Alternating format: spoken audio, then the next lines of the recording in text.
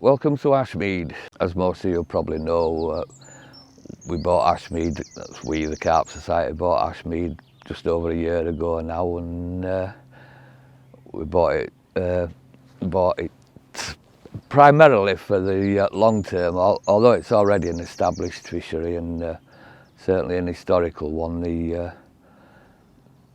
The idea of buying it was not for the here and now really, it's for the long term. We paid a lot of money for it, we put a hell of a lot of money down, and we got a 10-year loan on it. So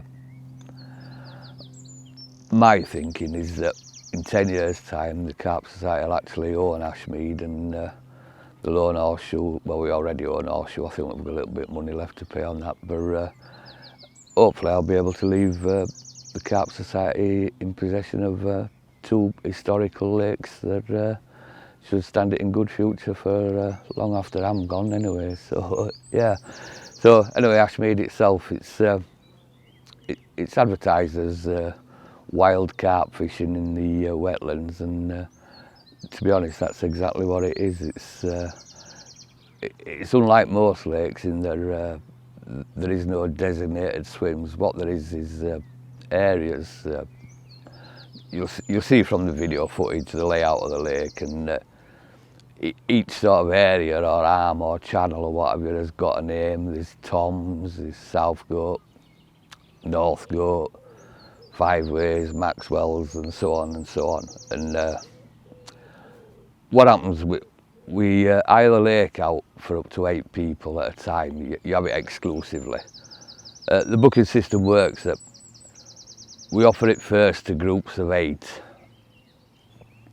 and when all them are taken, then it's sort of divided up into, say if a group of 4 book it, that leaves space for another 4. Now that could be another 4, or it could be 2 and 2, or it could be 4 individuals.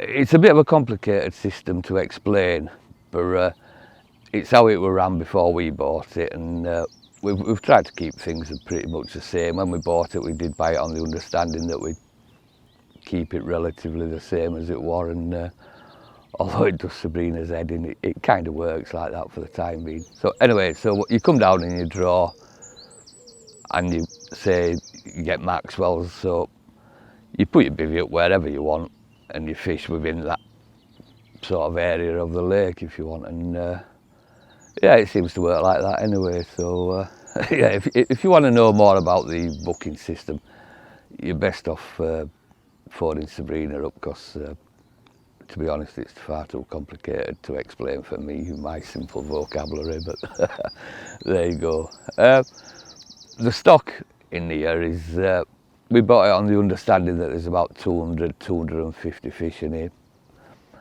We have to take that as read. It's really hard to say really, because I know when I spoke to Mark, the chap who we bought it off, who actually created this place, he says there's fish in here that go 4, 5, 6 years without capture. He says there's fish in here that haven't been caught, and I don't doubt him at all.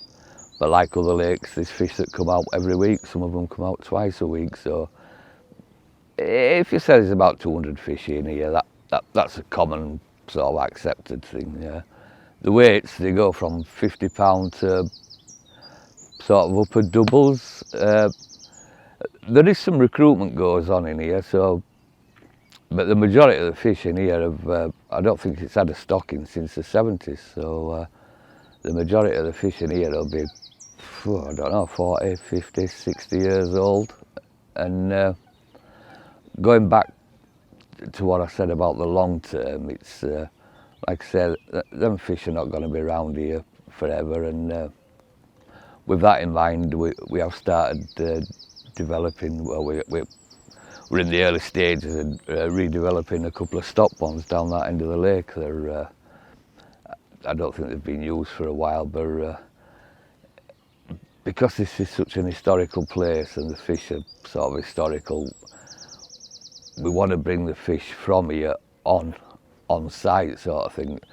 Stocking lakes, although it's necessary on any lake really, it's fraught with danger, and anything you can do to sort of lessen that danger, if you like, is sort of it's got to be for the good, and to that point we're developing the stock ponds, and we're going to start bringing on sort of genuine Ashmead fish here with the hope of stocking them to replace it. So yeah, so really, without waffling on too much, I mean, you've seen the video footage of this, or you will be seeing the video footage of this place. I mean, it's extraordinarily beautiful. It really is something to behold. It's not just the fish, it's the, you know, the wildlife, the flowers, the shrubs, the trees.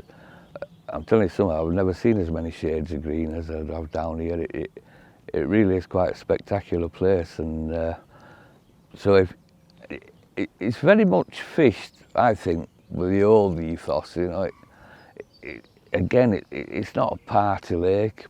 We do have a lodge area down there where the guys that come have a barbecue and they'll have a few beers and stuff, but it's very much a throwback to the old days where, you know, you come here, you're quiet, you just take in the magnificence of it all. And what's the old Paul Weller song, the two lovers embracing the tranquility of solitude, or something like that. And that's very much what this place is. It's, you know, you just lose yourself in it. The fish actually become secondary.